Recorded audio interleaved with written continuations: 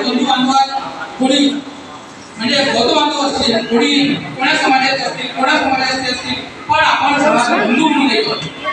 म्हणजे आज आपण 3 दिवसांची मोठ्या पूजा करतो. आपला हिंदू विभाग याच्यामध्ये आपण सावरकरांना पुजतो, डॉक्टर बाबासाहेब आंबेडकरांना पुजतो आणि छत्रपती शिवाजी महाराजांना पुजतो, शाहू फुले आंबेडकरांना पुजतो. तर आपल्या जवळ हे सगळे जे आहे ते सगळे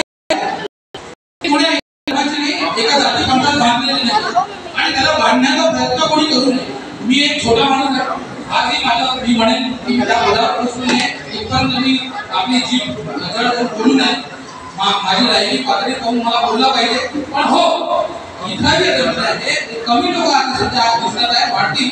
माझं भाषण जरी हे भाषण नाही आहे, हे एक संबोधन आहे माझ्या युवकांना, माझ्या मित्रांना. कारण यांना तुमच्या आईवडिलांची, तुमच्या सोबतीची, तुमच्या आजूबाजूने जे लोक आले आहेत, ते परिसरातील लोक आहेत, त्यांच्याकडे पाहण्याचा दृष्टिकोन हा म्हणजे हा काही टिकमचोट आहे, हा काही हा करतो का पॉलिटिक्स करतो. अरे आज आपला धर्म जागला पाहिजे. आज आपली परिस्थिती अशी आहे, देश विदेशात युद्ध चालू आहे. आज चीन जेव्हा मागे हटलेला आहे, इतिहास आहे, पुस्तक वाचा, जेव्हा चीन पावलं 2 पावलं मागे सरकला आहे. तुम्हाला माहिती असेल 62 युद्ध, त्याच्या अगोदरचे युद्ध, चीन जेव्हा मागे हटलेला आहे त्यांनी आक्रमण केले. हे आता तो 2 पावलं हटलेला आहे. लिहून माझ्याकडून तो आपल्या भारताला युद्धात जोडण्याचे प्रयत्न करेल. म्हणून आज जर आपला युवक जागृत राहिला नाही तर या लढण्यासाठी, पुढे धर्मासाठी आपण लढावं लागेल. आणि या लढण्यासाठी कोणी आईने का कुणाचे हात लावू नये, कोणाच्या आईने त्याचे हात लावू नये. सरदार जे झाले छत्रपती शिवाजी महाराजांबरोबर, त्यांचे योगदान बघितले. तो कोणीतरी एक शेती करणारा तरुण उठतो, तो व्यायामाला करून बलिष्ठ होतो, तो शिवाजी महाराजांच्या सैन्यात भरती होतो.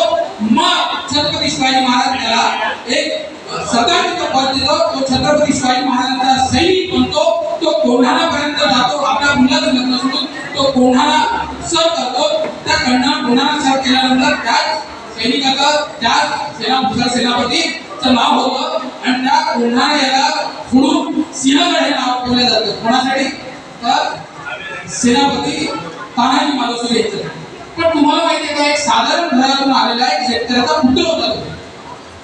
तो काही सैनिक नव्हता, त्याच्याकडे खूप लढायची शस्त्र नव्हतं. तो शेती करणार होता. तो शेती करताना दिवाळ. मग आता हे राजकारणात का? मग राजकारणात सपोर्ट काय? आणि कोणाचे तरी हात मजबूत करायचे आपल्याला. कोणत्या तरी पार्टी आहे जी आपला धर्म रक्षक आहे, जी आपली अशी पार्टी आहे जो हिंदू धर्माला घेऊन चालत आहे. प्रत्येक आया बहिणीचं संरक्षण करण्याचं, त्याचं देशाचं संरक्षण करण्याचं आणि प्रत्येक गोष्टीत तो आपल्या हिंदूच्या लोकांना पहिल्या सामोर करण्याचा प्रयत्न करतोय. तो म्हणजे भाजपा हा पार्टी. भाजपा भारतीय जनता पार्टी. भारतीय जनता पार्टीने आपल्या हिंदू लोकांसाठी पहिल्यापासून आपली पाठवण केली. एकत्र कोणताही कार्यक्रम झाला की हिंदुत्वाचे कधीही तुम्ही बोल ऐकले नसतील. आज आपल्याजवळ एवढी फ्रीडम आहे की आपण हिंदुत्वावर बोलू शकतो. साहेब, तुमच्या लहानपणी हिंदुत्वावर येऊन असे मंचावर बोलू शकता नव्हते बोलू शकत. आमच्या घरात आम्ही फोटो लागले, फक्त इंदिरा गांधी त्यांचे फोटो लागले. मला त्यांच्याबद्दल बोलायचं नाही, त्यांच्याबद्दल बोलणं. हे कोण आहे इंदिरा गांधी असं मला बोललं ना तर आमच्या घरी चापट पडायचं. आम्हाला चापट पडायची अशी, अरे आपले पंतप्रधान आहे असं बोलू नये. आणि आज सोशल मीडिया असं झालाय की बोला, नरेंद्र मोदींना वाटेल तसं बोला, यांना असं का बोला, उचलला मोबाईल बोलणं सुरू. कोणाही आपण वक्तव्य करतो. सोशल मीडिया एक खूप मोठा प्लॅटफॉर्म आहे. सोशल मीडियाचा आधार घेऊन आपण आपला धर्म जागवला पाहिजे. सोशल मीडिया सकाळी उठून आपण आपल्या त्या 2 गोष्टी चांगल्या लिहिल्या, आपल्या धर्माबाबत लिहिल्या, धर्म वाढवण्याबाबत लिहिल्या आणि धर्माचं आचरण केलं तर आपला राष्ट्र हा समृद्ध होईल. आपल्या आज 30 दिवस सगळे आपण मनवतो, आनंदाने मनवतो. माझ्या घरी म्हणाल तर साहेब, मी अजूनही माझ्या घरी शेणाचा सडा कॉलनीमध्ये असेल तर शेणाचा सडा टाकायला लावतो. शेण मी स्वतः आणतो का?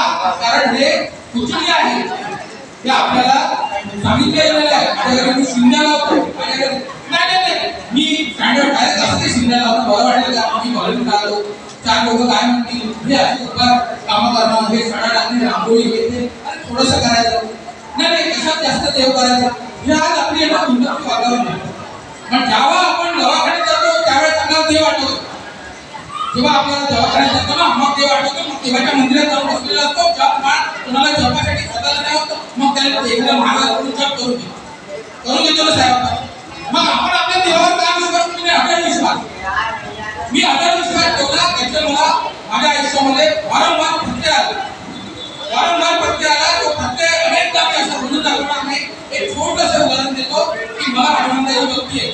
मी हनुमंताची भक्ती बरेच लहानपणापासून करतो. मला अयोध्येच्या स्थापनेच्या दिवशी म्हणजे रामलल्लाच्या स्थापनेच्या दिवशी माझी अयोध्येत जायची खूप इच्छा खरं सांगतो.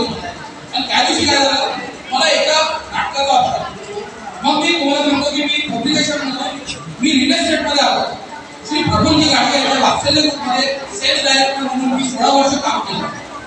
पैसा लक्ष्मी प्राप्ती केली.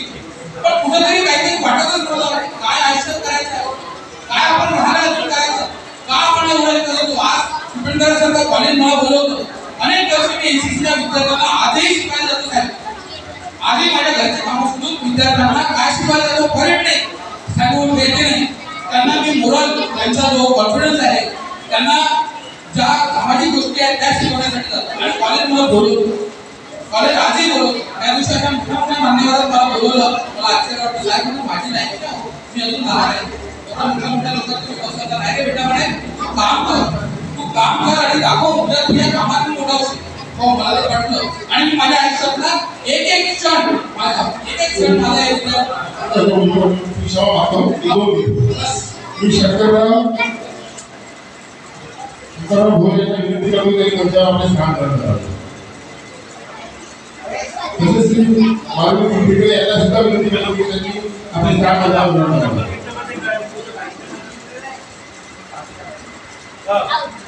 इधर आ रहे हैं क्या